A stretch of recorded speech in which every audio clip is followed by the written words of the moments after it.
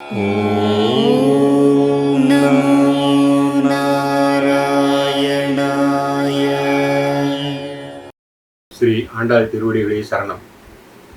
லட்சுமி கடாட்சம் நேயர்கள் அனைவருக்கும் வணக்கம். இன்று மார்கழி மாதம் 9ஆம் தேதி 9ஆம் நாள். இன்று 9ஆம் பாசுரம் பற்றி நாம் பார்க்கலாம். இன்றைய பாசுரம், தூமணி மாடத்து சுற்றும் விளக்கெரிய தூபம் கமல துயிலனை மேல் கண் வளரும் மாமான் மகளே மணிக்கதவன் தாழ்த்திறவாய்.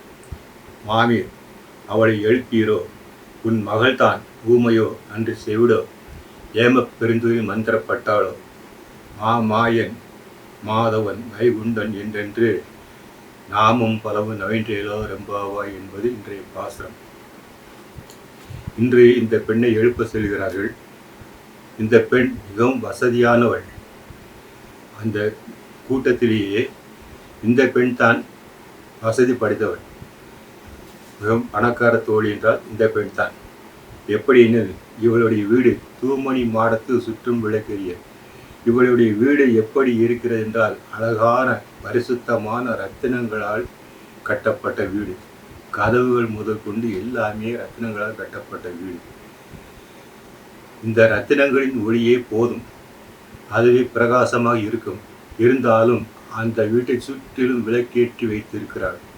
தூமணி மாடத்து சுற்றும் விளக்கெரிய. அது மட்டுமல்ல, வாசனை பொருட்கள், சாம்பிராணி, தூபம் எல்லாம் போட்டு கம என்று படுத்தவுடன் தூக்கம் வர வேண்டும். அந்த மாதிரி ஒரு மெத்தையில் இந்த பெண் உறங்கிக் கொண்டிருக்கிறார். தூமணி மாடத்து சுற்றும் விளக்கெரிய தூபம் கமல துயிலனை மேல் கண் வளரும் மாமான் மகளே மணிக்கதவன் தாழ்த்திறவாய். அந்த பெண்ணை மாமான் மகளே கதவித்திர என்று அழைக்கிறார்கள். அவள் கேட்கவே இல்லை, தூங்கிக் கொண்டுதான் இருக்கிறார். அப்போது அங்கு யாரோ ஒரு பெண் வருகிறார்.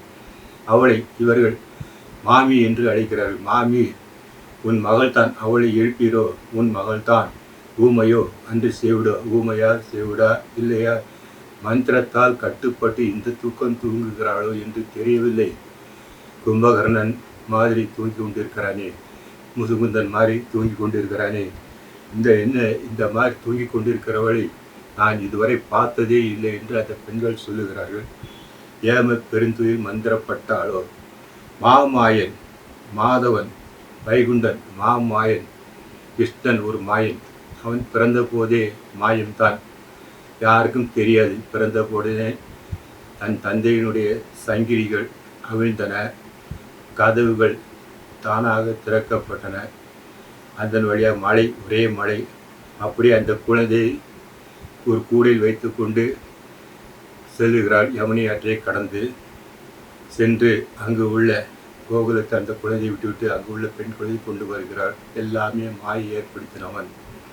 அந்த மாதிரி ஒரு மாயை செய்தவன் யார் என்றால் அந்த கண்ணன். அப்பேற்பட்ட அதிசயங்கள் நிகழ்ந்தன. அந்த மாமாயனை பாடுகிறோம். மாமாயன் வைகுண்டன். வைகுண்டன் என்றால் பரமபதமாகிய வைகுண்டத்தில் நித்திய வாசம் செய்பவன் அந்த கிருஷ்ணன். எனவே அந்த வைகுண்டன் அவரை பற்றி பாடுகிறோமே, அவனுடைய பல நாமங்களை சொல்லி கொண்டு நாம் இருக்கிறோமே. இந்த சத்தம் கூட உங்கள் பெண்ணின் காதில் கேட்கவில்லையா? அவளை எழுந்து வர சொல்லுங்கள் என்று அந்த பெண்ணை அழைக்கிறார்கள். அப்போது அந்த பெண் கதை திறந்து வெளியே வருகிறாள். நீங்கள் சொல்லும் நாமங்களை கேட்கத்தான் நான் உள்ளே உறங்கிக் கொண்டிருந்தேன்.